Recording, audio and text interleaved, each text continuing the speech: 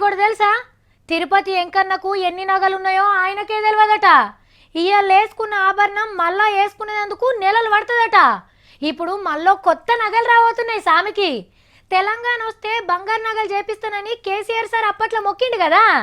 20 కిలోల బంగారంతోని సాలిగ్రామహారం 5 పెట్టెల కంటె తయారు చేసి పెట్టిండ్రట. సార్ వీళ్ళు చూసుకొని పోయి మొక్కు తీర్చుకుంటాడట. ఇక సీఎం సార్ తిరుపతికి పోయినప్పుడు ఇంకిన్ని ముచ్చట్లను చెప్పుకుందాం కానీ ఇప్పటి మందం అయితే తిరుపతికి వెళ్ళి ఓ వార్త తెచ్చినాం, అది చూడండి.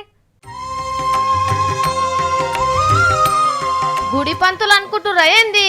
మన గవర్నర్ నరసింహం సారే అయ్యవార్ల నడుమ కలిసిపోయింది కదా, గుర్తే పట్టరాకుంటా. హోలీ ఆడినట్టు పెయి మీద కలరేంది అని చూస్తుర్రా.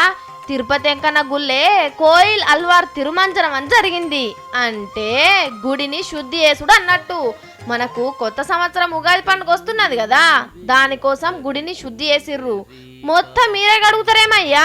నరసన్న హైదరాబాద్కి వెళ్ళి వస్తే ఎంకన్నకు సేవ చేసుకునే భాగ్యం సారు కూడా కలగనియ్యర్రి. ఎక్కువ కొట్టు సారు. శుద్ధి చేసేదాకా భక్తులను ఎవ్వరి లోపలికి రానియలేదు. వెనక షీరి తానాలు చేసి పోయి ఎంకన్న దర్శనం చేసుకున్నాడు సారు. అటు ఎంక భక్తులు నిడిచిపెట్టిండ్రు.